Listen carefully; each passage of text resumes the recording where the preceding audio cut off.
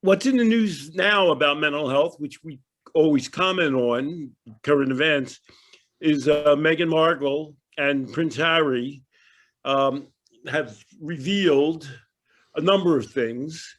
We're not going to talk about racism, but Meghan Markle has revealed that she was deeply depressed and contemplating suicide. And that's created a steady stream of comments everywhere. I mean, I get emails like this. Meghan Markle and Michelle Obama share their truth. Whether or not you tuned in, no doubt you've heard about Oprah's interview with Meghan Markle this week, where she bravely shared her struggle with suicidal thoughts. And they're announcing how important it is for people to share their suicidal thoughts. Right. We'll get into that. What do you think they're advertising? You don't get emails, for the common good. What do you think they're advertising? Yeah, I know. Well, if there's something being really advertised, it's, well, you got to get mental health treatment, and it's always a story like, oh, it's people aren't upfront enough about their problems, so we need to reduce stigma by telling them that they have something they need treatment for. Kind of a loop. But I don't know if you remember Kate Spade a couple of years back now committed suicide, and that was the strangest event because she separated from her husband. And there was a sort of an onslaught against him.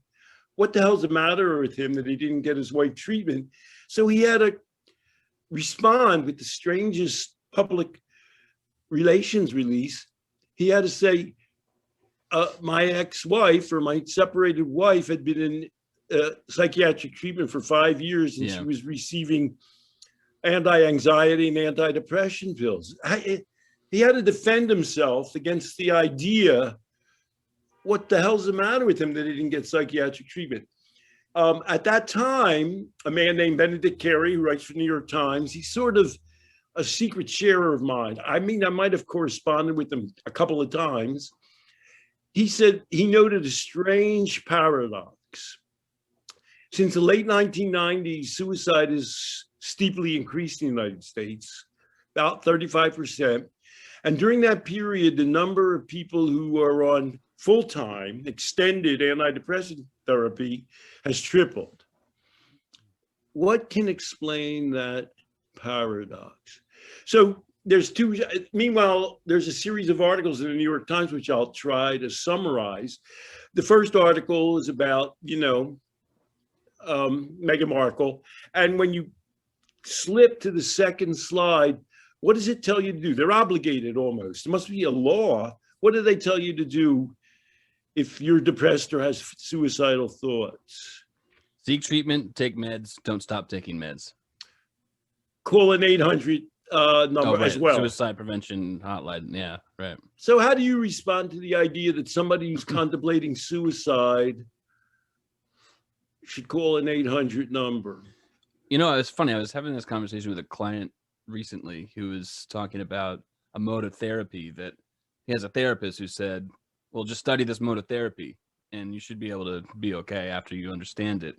And he was describing a block that he was having, like, well, yeah, I can understand like dialectical kind of therapy, but I need to get motivated to care enough to understand it. And that's the same reaction I have to something like that, is like, if you're someone who's contemplating suicide, is it really connecting people with something worth living for to call an 800 number? Is it really in a person's comfort zone or a motivator to call an 800 number? Or is there something that we're missing? Is it really going to impact?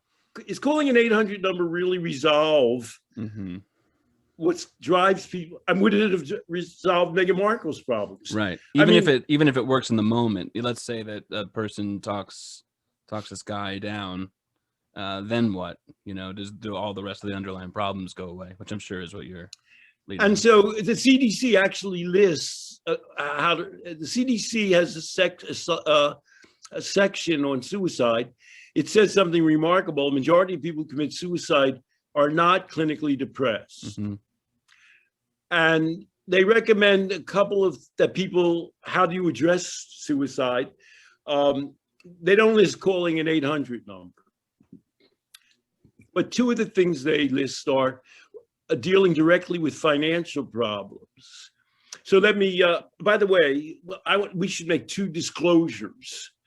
One is we provide an online treatment service. We don't advertise suicide prevention. And rather, as opposed to being, we're not an 800 number, we get involved in people's lives in a way of reorienting their lives. Right. Which would include finances and includes marital problems. So there were two articles, and the other disclosure I have to make, I only had one sibling and he committed suicide. And when I read the CDC list right at the top of its recommendations addressing financial problems, my brother committed suicide. He was married, and I know his ex-wife is a widow, and they had a good relationship. He was desperate around financial problems, even though my sister-in-law has an extremely wealthy son who helped her buy a new house.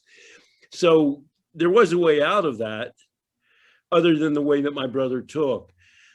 The New York Times had an article about, what did Meghan Markle say? And the second slide said, call an 800 number hotline. The second article was by that old devil, Benedict Carey. I'll get back to his article. The third article was, does relieving obligations for student debt or controlling rent reduce suicide? Which is sort of a funny heading for an article. What? I mean, if you're American, you're thinking, what's that got to do with anything? And the answer is yes, the data show that, and so this man, the author of this article, was proposing minimum payments to every American, which is an idea that's coming up now as an actual suicide prevention technique, which seems so strange to us. Let me flip to one more. I gave you the data on suicides increasing 35% since the late 90s, tripled the number of people on long-term antidepressants. The Commonwealth Fund did a study. It was released at the beginning of last year. It compared the United States to 10 other advanced economic countries. We spend by far the most on healthcare, 50% more than the next one in line, and almost twice as much as others. And the countries are like the UK, France, Canada, and we have the highest suicide rate. So, I'm going to make a startling, bold declaration. The United States is in the middle of a long-term, a half a century experiment. And the experiment, it involved declaring mental illness as a disease that should be addressed medically. And the results are calamitous. Another piece of big data is the global burden of health lists the United States at the bottom of 196 countries, number 4 in anxiety, number 6 in depression, number 2 worst off mental health altogether. Our experiment is, can you deconstruct communities? Can you reduce human intimacy and export care for mental health in such a way that people will be happier, less depressed, less anxious, and less prone to suicide? And we've definitively proved that the answer to that question is no. We're the sine qua non of the data to show that. But we're embarked, I often think of the lemmings rushing into the sea. That's our response. We're obligated to make that response. So we have to call an 800 number and go to see a psychiatrist. And one more complication. I mean, Meghan Markle claimed that the royal family discouraged her from seeking mental health aid. We're not coming from there. We provide mental health aid, A, and B, that's just a human right. If Meghan Markle felt that seeing a professional would be helpful to her, or talking to somebody outside the family. That's her right. And she should certainly have been given that right. How many of those kinds of emails do you get all the time? That's like, you talk about AA and someone says, well, AA worked for me, you bastard. So why are you saying this? It's like, well, that's a completely different realm. But we are complete advocates for the right to decide what to do with one's life. But when it comes to giving a practical analysis of what's working and what's not, what can you do? You have to tell the truth. It's the same. You and I are not religious people, but if somebody says I went to church or a synagogue and I felt a great, and they come from that tradition and they felt a great relief, you and I would say, God bless you. Yeah. Hallelujah. We're happy for you. However, our job, my job and yours, is to look at the larger epidemiological picture. It said that you wanted to come back to Ben Carey's article. And by the way, we do have a chapter in our book devoted to this, and we tie it into it. We do. We do. In Outgrowing Addiction, we talk about the issue of professionalization of mental health services, which who could be against that? And then we point out how the CDC's recommendations are, well, address financial problems. That seems to be, go surprise. Yeah. That's a big thing. And number two, it's to seek a genuine communal and community. So Ben Carey writes these articles, and every time he blasts an article out, I think, this is still allowed in the New York Times. This is gold. Like you sent me one recently, and you said, I almost marveled at the title because it was so common sense. And then I saw, Ben Carey. Well, it gets directly into, he says, is Meghan Markle an example of trauma? And I said, when I read the headline, I said, I thought it's going to be a trauma article. Right. So, and then the subheading was, trauma is when a person suffers a severe shock and is incapable of responding to a situation. And I said, wait a second. This person is going to say that Meghan Markle wasn't traumatized. She's almost an example. And then I said, oh, it's Benedict Carey, for God's sake.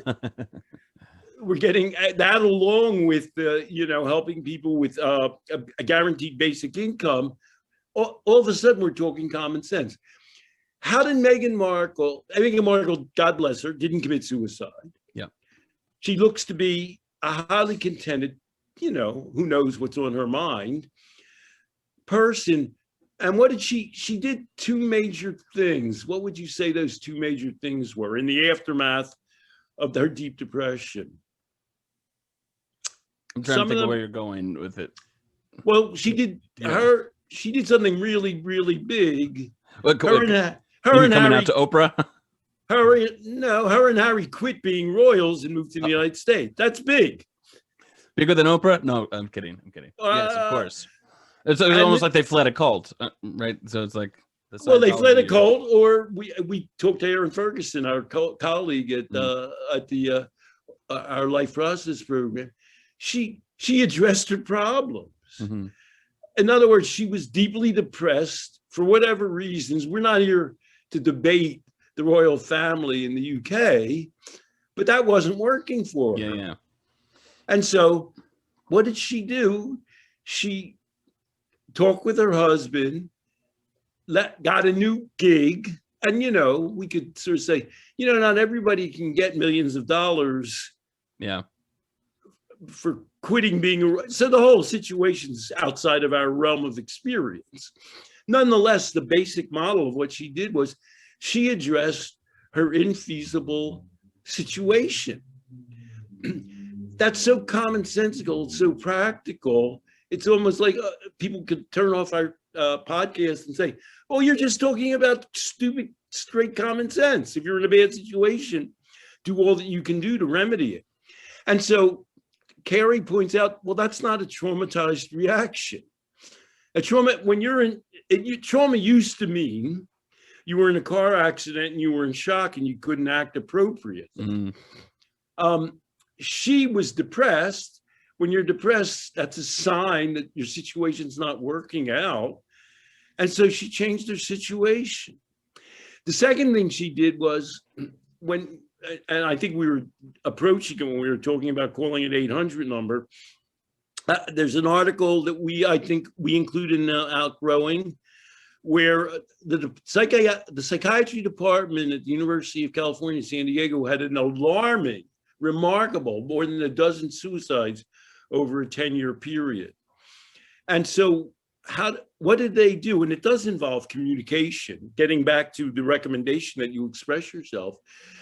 They created a more conscious and communal faculty involvement, so that when there's a difference between when you admit that you're not feeling well, what do you do with that information? Well, if you call an 800 number, it's like whistling in the wind.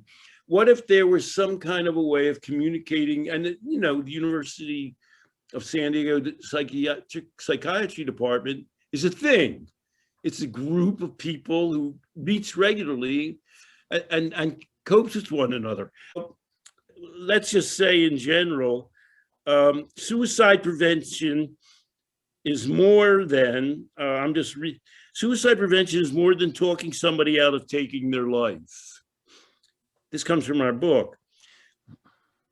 UC San Diego School of Medicine, where she was first a resident and later a professor of psychiatry and assistant dean. In a span of 15 years, 13 physicians, most of them on the faculty of an academic medical center, took their lives.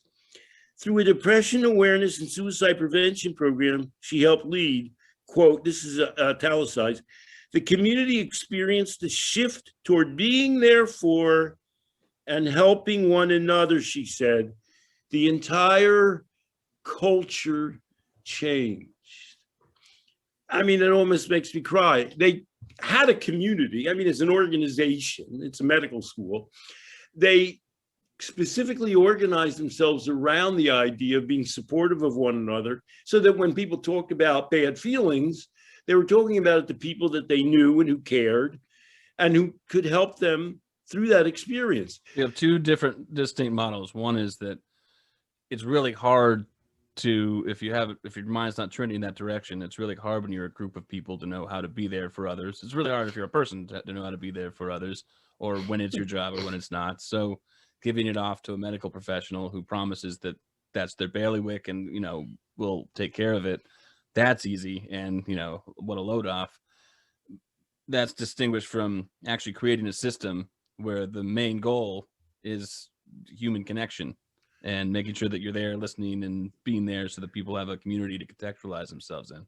You really put that well. And if we were going to give anybody, any human being listening to this podcast or watching this podcast advice, if somebody comes to you and says, you know, I'm very, very depressed, or maybe I've even had suicidal thoughts, you're now conditioned to panic and to say, oh, you should call an 800 number, see a psychiatrist.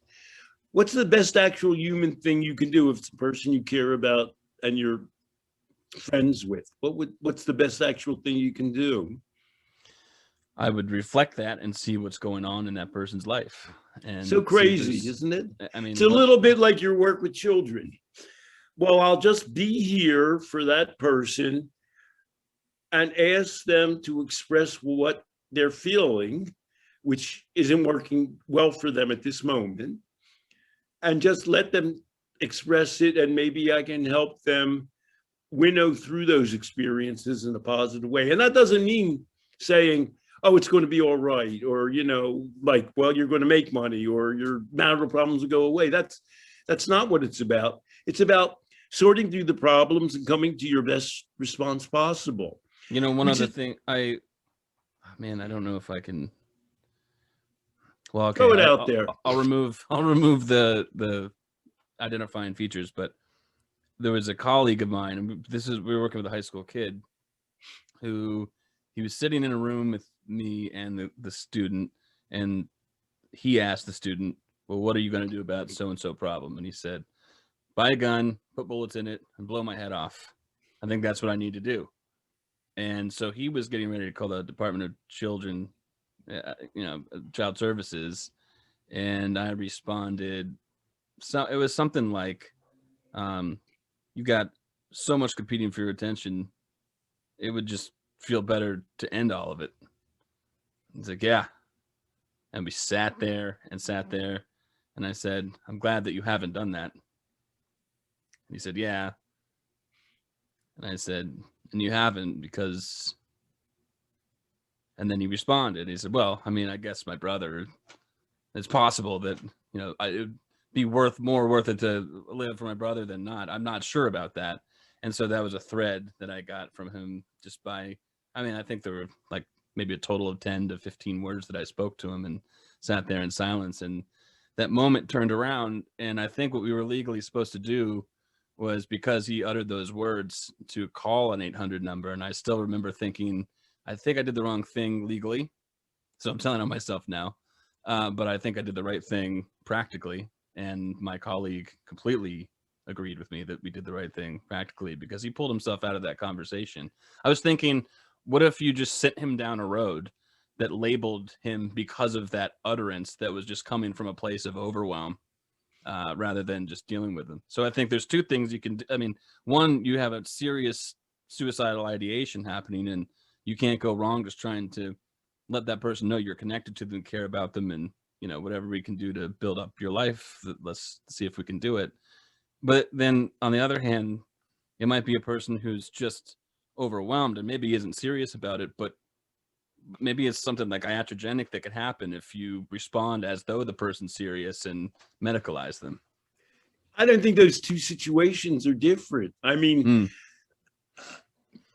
You should take that little clip of you interacting with that student, and that in a nutshell, it's a very practical way of describing an alternative to call an 800 number, which is sort of washing your hands, or referring to a psychiatrist, which, as you point out, you might be in some sense legally obligated to do, especially if there's a negative outcome.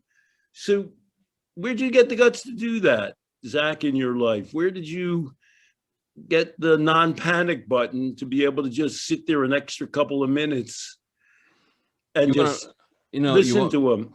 We could really weave the two concepts together now, because I don't know what trauma means exactly. I don't know what's the line between trauma or something else, but when people talk about adverse events, I've had several of them, and I've encountered people in my, I did have a heroin career for a while, which is not inherently, doesn't have to be inherently bad, but of course, the way the market is, that drove me to be around people who sort of were living in destruction. And I just, there's something about that perspective that I've taken about human life that just, I think I'm incapable of doing the opposite of whatever that approach is. That's, I'm publishing my memoir, and I had a very excitable father, a very anxious father, and he reacted to everything in the most extreme way possible. And what I learned from my mother was that wasn't the way to go. So I'm a person, and it comes in handy if you're in the line of work that we're in.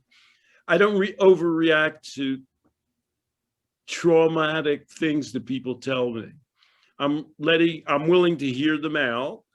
I certainly don't, vituperate against them or say I certainly don't say you're bad or crazy. I've heard, I can't even tell you some of the things I've heard that people have told me. And, I just say, well, let's talk it through. And part of what harm reduction is about, and it's a risky business. You may be dealing with a person who's dealing with substances that have potential downsides. And you can say, well, go to rehab. You can call the police, for God's sake. Or you can say, well, is there any way that I can work with you in such a fashion as to help you minimize the worst downsides, starting with death? Yeah. Overdosing, or, not, badly mixing drugs, or driving, or being out of the house, or being sexually assaulted. Can we lower the steam on your situation? And, some people have asked before about, well, what do you do now that person leaves that situation? And if you're not convinced that maybe you were supposed to do something that you're liable for, and then he leaves, and then something happens.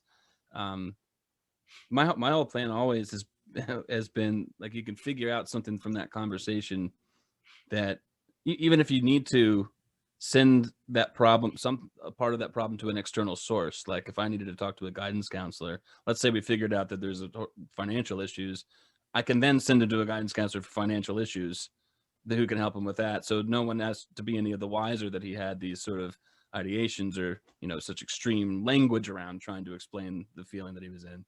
So you can connect them up with actual help. Right. So no one has to worry then. He doesn't have to worry that he's going to be funneled into a system or something like that. So, in a way, 10 years ago when I started the Life Process program, or 8 years ago, I had to write something for the Fix called "Can Online Therapy Work?"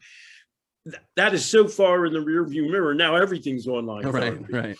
But from the start, I thought there were advantages to online therapy. First of all, it's easy. Somebody doesn't have to drive, 55 minutes to another part of the city, to sit in a waiting room and talk to somebody. They can't call at any moment. We schedule appointments. We have a roster. But the second thing about it is, they're not driving to you. You're in a situation where they can be relatively relaxed in their home.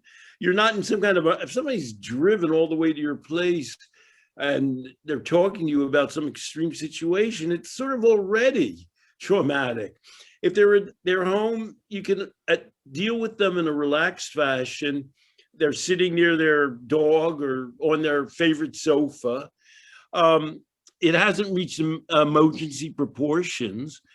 And in a way, it's, I think, more amenable to a normal, common sense conversation with the person. There's something about it that's just lower key. That as opposed to being a therapist, always sitting around while somebody else comes out, I'm already tense. My blood pressure, I'm already tense. So, I don't know, to some extent, it's your natural style to do that. That's how you've always worked with children. I don't know to what extent you were trained that way. And to some extent, it just comes out of my personal experience of not getting alarmed at things. That's just my natural response to things. But that's an alternative to like ringing the alarm bells, saying, oh my God, throwing the person, essentially they're talking to you for some reason. And you've now told them, well, we're going to dispense with that, throw you out into call an 800 number to talk to somebody who knows nothing about you and has a limited amount of time. Or we're going to send you to some psychiatrist who also neither of us really know something about. Right. And let's just get back to Meghan Markle. Again, I want to just reiterate, if Meghan Markle wanted to talk to any kind of a counselor, we certainly, not only is it a right, we approve of that. It's a self-initiated program. She, according to her on Oprah, that didn't happen. She wasn't allowed to do that, which is wrong. She didn't do that, but what did she do? She sat down with her husband. We talked about the fact that she made a plan for going forward to get out of a situation. And that forced her, her husband is the grandson of the Queen of England. So he's carrying a little bit more in his backpack. So she's going to have a conversation. If she's planning on leaving the royal house, she's going to have to work it through with Harry. And apparently that happened. They went together to the United States as a unit. They seem to be highly supportive. That took a lot of emotional and family work that we're just reading about in the newspapers. He's got a brother, William, and he loves his grandmother. He said that, Harry. He doesn't want to say anything bad about his grandmother, but he's got a wife and a child, and she's pregnant, and she was suicidal. So he has to be on board in formulating and conducting a new plan, which happened. So, as I said, we offer a mental health service. It's not specifically for suicide. We don't advertise it as such. It's a forward planning kind of a service, the Life Process Program, where we work to help people enhance their ability to cope with their situations. So we're not telling people not to seek mental health services, but fundamentally, where, to get back to the big picture, the United States is going wrong and leading probably the rest of the world the wrong way, is the concept that professionalized, abstract, detached services are the best way to address basic human problems is a misapprehension. And at the individual level, what we're saying, it's risky, it's scary and risky at times. And I really liked your story about, you're sort of thinking, am I doing the right thing? Am I at what risk? And, if you're a harm reduction therapist dealing with drugs and other issues, these issues come up all the time. But this is a person talking to me in a frank way. How can I help them to reduce the risk of the worst outcomes and reduce the risk for me as a helper? And it involves, in the most fundamental way, being here and now. And in your case, then they're going to leave you and do what? It's allowing them to explore their own options. Meghan Markle changed her life. I mean, you can't change your life more than moving to another country, leaving the royal family and getting into a whole other life. And obviously, sometimes a smaller change is what's required, and the person's going to have to make the change. But your job is to help them think through that change, not to go to some external source to export that concern. Let me, I think I'm just reflecting at this point, but let me hand you some of those threads and maybe you'll tie them up at the end. You opened sort of talking about, like, as per Ben Carey, we have this elephant in the room where more and more people are anxious, more and more people are depressed, more and more people are committing suicide. And so we say, it's almost like the easiest thing to do when people go out and put on a sign, end the stigma, like, oh, I feel so like I'm empowering people now and I'm doing the right thing. But the thing is, we're awash in medication more than ever before. More medication than ever, more people, this opposite trend, opposite charts or opposite directions are being pointed on the chart. And so the idea that end the stigma, get medicated, get medical treatment is the solution is at the very least not the whole story. Right, exactly. And so now you gave a practical story because it's on the news right now. It's all of the news that someone in the royal family was able to ameliorate that problem in the practical way that we talk about. And it's not just, it's nice to have a story because that contextualizes it, but we can point people back to the data and the CDC guidelines, which completely agree with us. It's like, why we're not, for some reason, our outcomes, our preferred outcomes or our goals and standards don't have anything to do with those guidelines. And everyone is just sort of okay with it all at the same time. We're going in the wrong direction by the large epidemiological data, by the clinical data summarized by CDC, and we continue to rush headlong in that direction. So we wanted to offer, we're not doing well, and nobody thinks we're doing well. Yeah. Well, of course, this is the pandemic now, and we can blame a lot of it on that. We weren't doing well going into the Kate Spade killed herself before the pandemic. Mm-hmm.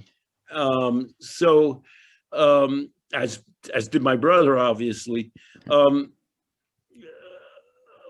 not, but nobody feels now or previously that America is in a good mental health situation. Nobody's under that misapprehension. And of course, we can just, the CDC has just released preliminary 2020 drug deaths data, 83,000, all-time record, 16,000 more deaths than in 2018. I mean, it's wildly accelerating. So let me give one last news item that I want to share with you. Washington Monthly published an article in my memoir I was just thinking of writing both of them an email. John Kelly and Sally Satel are two people I discuss in my memoir. John Kelly has just published a study in addiction, and Washington Monthly published an article. And what the article says is, when people believe that they have a disease of addiction, it does relieve some of the stress. However, it has two major impacts. People are more likely to separate themselves from that person, to see them as being outside and alienated from them. It alienates people from their community and from others. And it makes both those people and the person themselves less likely to feel that they have a chance of improving. So, I was wondering, I thought about writing Sally and John an email and saying, is there anybody in the world more associated with that idea that the self-conceptualization that results from the disease theory has ultimately destructive effects than me? I actually want to know what they think about that. And of course, we say that same thing together in Outgrowing Addiction. And in a way, it's almost the theme of my memoir. Who could be against calling addiction a disease that happens to you, as opposed to a way of coping with life and how you identify yourself? And that's the reason. Look up John Kelly and Sally Satel in the Washington Monthly and look at our suicide rates. So who's the guy that I did? This is so stupid because I know his name. I did the panel with Sally and the guy from Penn. He's a law guy in psychology. He did the amicus brief with Sally. Oh, his name's not. Is it not Morse? Is it M-O-R-S? Yes. Oh man, cut all that out. But someone asked in the crowd, if maybe addiction's not a disease, but if it helps people get into our treatment system and drug courts, who really cares? And I remember I don't know what it actually looked like, but I remember getting so tensed up and starting to answer that question and going into it with sort of like I had it at that point, kind of a thing that he interjected in his nice, calm way and, gave a response that probably didn't exactly fulfill. Well, Morrison Satel took the position in that the Massachusetts Supreme Court case that it was good to get people in treatment, and threatening them with jail was good. Yeah, I mean, you and I are out on a strange pinnacle. We're saying, well, don't put people in jail and don't force them into treatment, which is what's happening with the Oregon decriminalization thing. Yeah. Allow people, to use drugs and to permit them to get drugs. Carl was saying that in a form that's not harmful to them, but we're talking in a bigger, broader perspective of allowing society to be, and individual counselors to be supportive of them so that they work in their own best interests. Well put. Well, all right. So I don't know. We weren't invited to write to the Washington Monthly, but I like to think that somehow our ideas and my ideas are spreading. They've even reached John Kelly and Sally Satel, because John Kelly's a great AA booster, which is all disease. Mm-hmm. It's almost like he did this study and said, oh my God, there's a downside to the disease. Right. All right, Zach, carry on. Well, look, I should say this. I like the way that we're going with this. We bring up things that aren't working, but then we offer some sort of solution to it and something that could work and that we know from just our experiences, but also what data tell us would work. So let's keep the thread open, and if anybody and has you questions. Also, I thought that little story you told, I know you were a little nervous because you were in a life and death. You were nervous talking about it, and you were nervous in the situation because it's potentially life and death. And, I want to commend your bravery in bringing it up here, and your bravery in the situation by just calming yourself down enough to be a human being. And, I hate to sound like almost spiritual, but say, if you can manage to be a human being with a person with a problem, that's the best thing you can do with them. So if people want to more on this and they feel like, we did some sort of an incomplete job, or they just want to know more, they can, of course, buy our book, Outgrowing Addiction, or visit the Life Process program, where we have ton of resources that point that direction. We have an article and filter that was actually taken from the book about suicide. And please ask questions, and we'll respond to those and keep that. And we have other going. coaches in Life Process Program, and every one of them, what we're saying, they all understand. All right, Zach, have a happy Sunday and carry on, and we'll meet again next week. Thanks so much, Stanton. Take care. Thank you.